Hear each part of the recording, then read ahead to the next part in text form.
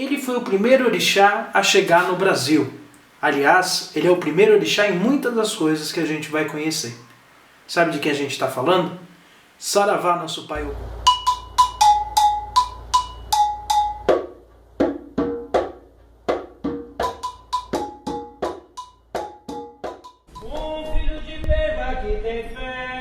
Nós temos fé. Um filho de Pema que tem luz. Nós temos luz. Para iluminar nosso lugar. Vai Oxalá sempre. Olá, meus irmãos. Que a paz de Oxalá esteja com todos vocês. Sou o Pai Léo das Pedreiras e esse é mais um vídeo do nosso canal, o nosso vídeo chamado de Doutrinando, e hoje é de nosso pai Ogum. Vamos falar desse querido orixá. E antes da gente começar falando sobre Ogum, quero que vocês se inscrevam no canal, ativem o sininho, curtam a nossa página, seguem a gente no Instagram, no Facebook, enfim, fique ligado que o nosso canal tem muita coisa para vocês conhecerem e muita novidade ainda, principalmente neste período. Tá bom? Então vem com a gente, nós vamos falar hoje sobre o nosso pai Ogum. E eu comecei falando que ele é o primeiro orixá a chegar no Brasil. E realmente é uma verdade. São Jorge, que é o seu principal sincretismo, a fé em São Jorge e nosso pai Ogum estão muito próximos, e a gente vai explicar essa ligação. A fé em São Jorge foi a primeira a chegar aqui no Brasil. O primeiro santo a chegar no Brasil foi São Jorge. Até mesmo porque Pedro Álvares Cabral era devoto de São Jorge e trouxe a primeira imagem do santo aqui para o Brasil. Então o Brasil recebeu este primeiro orixá, que é nosso pai Ogum. Então vamos lá falar sobre ele. E quando a gente começa a falar sobre o nosso pai Ogum, a gente tem que começar da origem, não do nome, mas principalmente do culto ao nosso pai Ogum. E sempre quando a gente fala de orixá, a gente vai pesquisar a origem, a gente chega na África, da onde vieram o nome de todos esses orixás. E quando a gente chega no orixá Ogum, Ogum na África é considerado o senhor das civilizações, fundador da primeira cidade, a cidade de Ifé. Então, Ogum tem o seu culto principal na cidade de Ifé. E quando nós estudamos esse culto, o primeiro mito que conta de Ogum conta que ele foi o primeiro orixá a vir em terra. Segundo o mito iorubá, os orixás desceram pelos galhos do Iroko, pela árvore do Iroko, que ligava a terra, que é o Aie, com o Orum no céu, e foi através desses galhos que todos os orixás desceram. Mas o primeiro orixá a descer foi Ogum, com a sua espada, desbravando, e ele teve como missão dada por seu pai Oxalá, que ele fundasse a primeira cidade, que ele fosse o senhor da primeira civilização. Assim que ele chegou, ele se deu conta de um local onde ele fundou a primeira cidade africana, que é a cidade de Ifé. Ogum, na África, e também, de uma certa forma para nós, é o senhor do ferro, é o senhor das batalhas e é o senhor do trabalho manual. Todos os trabalhadores manuais têm em Ogum este grande orixá como patrono. E coube a ele, como eu disse, fundar a primeira civilização e as primeiras ferramentas. Nem tanto de guerra, as primeiras ferramentas eram ferramentas de agricultura e ferramentas para ajudar ali na caça e uma série de coisas.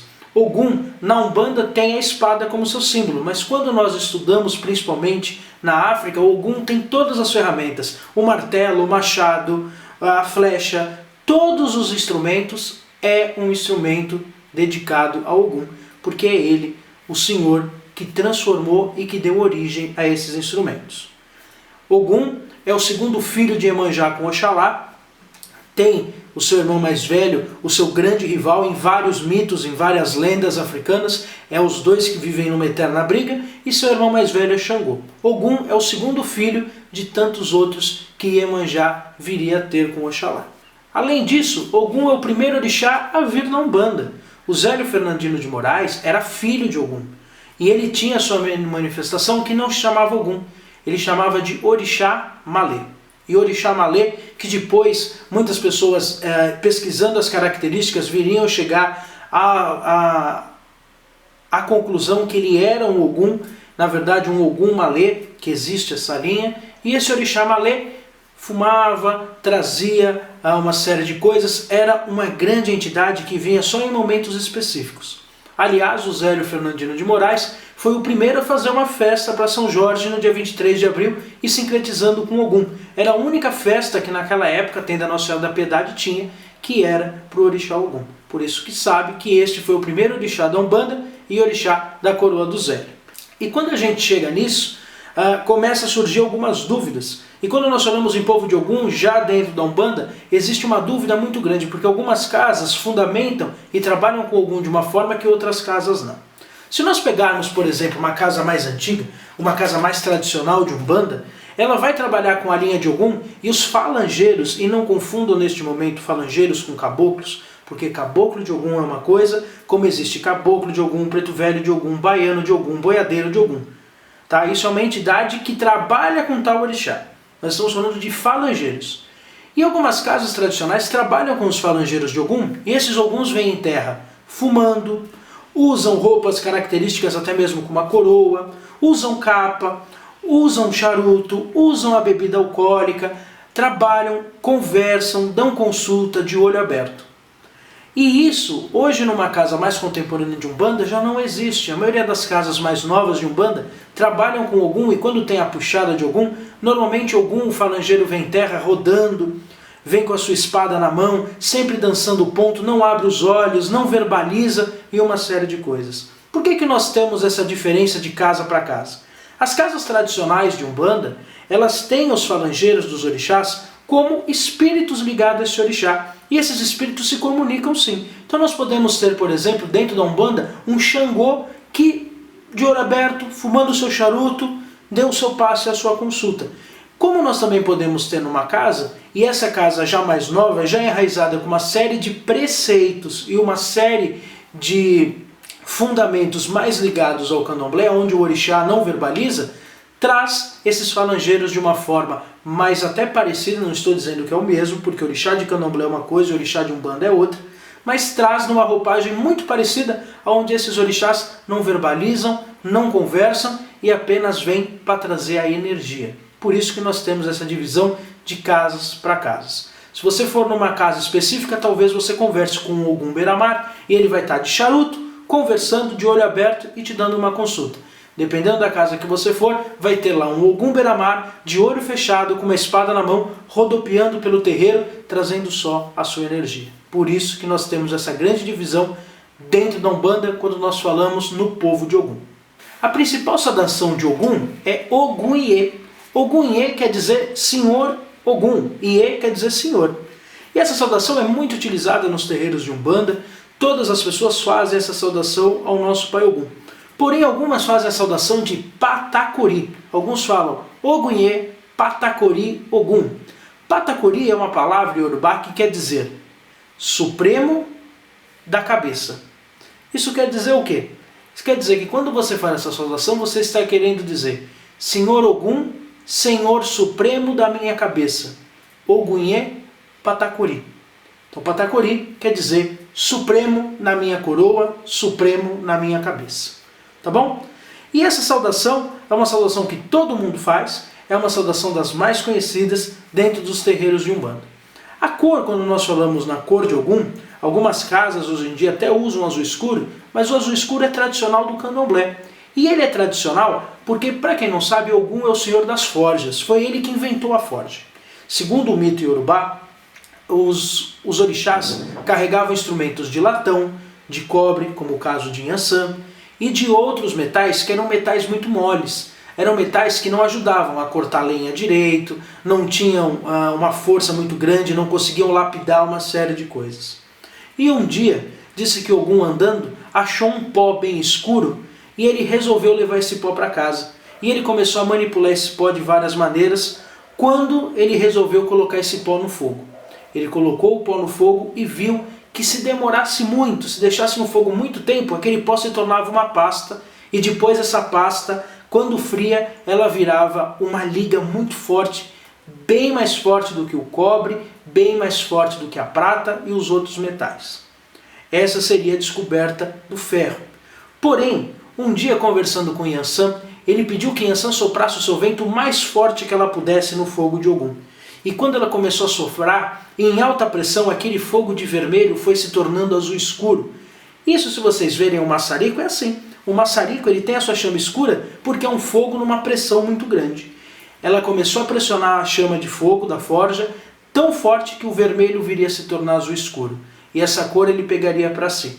Foi com a forja, foi com o vento de Yansan, com a ajuda dessa grande companheira, dessa grande guerreira Yansan, que Ogum conseguiu manipular o fogo, aonde o primeiro elemento, o primeiro ferramenta que ele fez foi um alicate, que ele poderia depois manipular as outras ferramentas, e ele criou o machado, o martelo, a ponta de flecha, a faca, o facão, a espada, o escudo, o capacete, a corrente e uma série de coisas que são atribuídas a Ogum.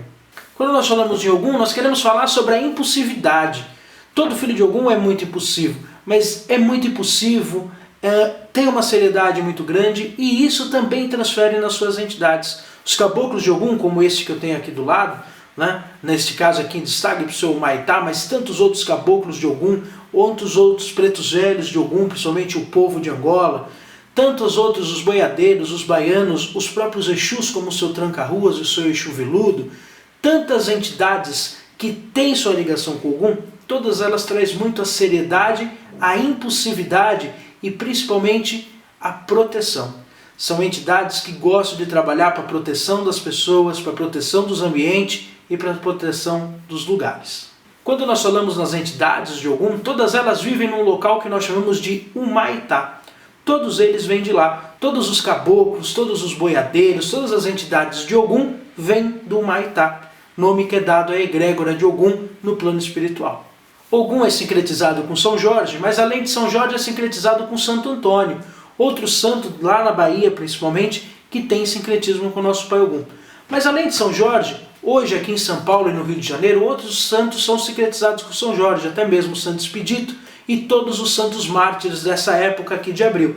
Além disso, nós temos São Miguel, também um grande santo sincretizado com a energia de nosso Pai Ogum e alguns terreiros de Umbanda. Festejado sempre no dia 23 de abril pelo sincretismo com São Jorge, o seu principal santo de sincretismo. Aliás, 23 de abril, dia que é feriado em muitos lugares no Brasil, porque muitos lugares têm como patrono São Jorge.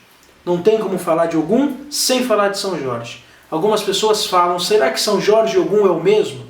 Não é que São Jorge e Ogum é o mesmo, mas também não são distintos. O que nós acreditamos é que Ogum é uma força. São Jorge é uma representação dessa força. E eu tenho certeza que esse homem aqui, São Jorge, ele com certeza era filho de Ogum se ele fosse africano, ou se ele tivesse contato com as religiões africanas. Com certeza. Então quando nós falamos, não que São Jorge seja Ogum, mas São Jorge é uma representação de Ogum, como outros guerreiros, como Ulisses, como por exemplo Aquiles, e tantos outros guerreiros e tantos e outros famosos na história, que com certeza eram filhos de Ogum também. São Jorge, como eu disse para vocês, tem vários apadrinhados, vários países. Portugal é apadrinhada de São Jorge, a Polônia, a Etiópia, tantos países, a própria Geórgia, né? Por isso que é o nome Geórgia, vários lugares, vários condados, várias cidades, vários estados brasileiros e fora do Brasil tem em São Jorge este grande santo e este grande patrono. Já dentro do culto umbandista, São Jorge usa a cor vermelha. E ele usa a cor vermelha pela sua estreita ligação com Marte, o planeta Marte, que é o planeta vermelho, planeta de onde vem a origem da sua energia. E além disso, a Umbanda sofre uma série de influências não só de São Jorge, mas do deus Ares, do deus Marte, de todos os deuses da guerra. Ogum, São Jorge, ou Ogum na Umbanda, é sincretizado como deus da guerra. Então vários deuses de várias mitologias da guerra influenciaram para a figura de Ogum que nós conhecemos hoje, de cor vermelha, de cor ativa, sempre com a sua espada, sempre com o seu semblante e pronto para a guerra. Quando nós falamos nas características de Ogum, Ogum tem como principal característica a sua cor vermelha. As suas guias normalmente sempre são vermelhas ou vermelha e branca.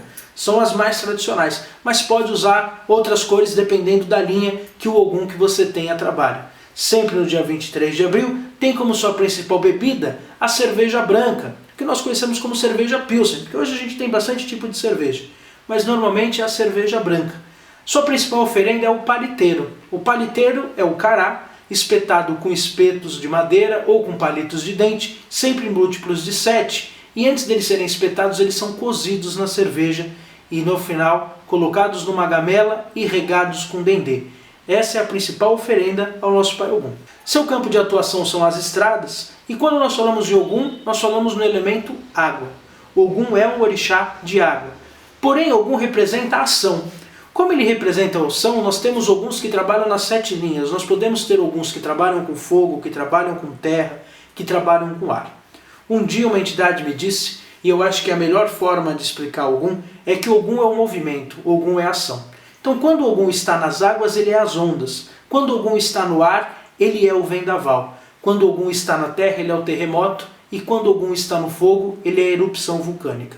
Ogum é sempre a ação, é sempre a modificação, que às vezes até é meio dura, mas sempre para engrandecer a todos nós. Seu número cabalístico é o número 7. E as suas principais ervas, principalmente de descarrego para os filhos de Ogum que queiram tomar um banho, do pescoço para baixo, espada de São Jorge. Porém, sua erva de elevação para tomar no seu banho de cabeça é a samambaia. Qualquer samambaia é de Ogum, todas as samambaias são de Ogum. Até mesmo aquela samambaia de casa de vó, que com certeza você já viu, é uma erva do nosso pai Ogum. A principal vela que nós acendemos para Ogum é a vela vermelha, mas existe a vela também bicolor branca e vermelha, que também é acesa para Ogum. E a pedra principal de Ogum é o rubi. Além do rubi, que eu sei que é um pouquinho caro, a água marinha é uma pedra que é ligada a Ogum também. Agora, se você quiser realmente conhecer como é maravilhoso esse orixá e como é bom entrar em contato com a sua energia e o quanto ele é abençoado, seus filhos e quem tem fé nesse grande santo guerreiro, você vai ter que procurar um terreiro. Tá bom? Um abraço, saravá e até mais. Nós temos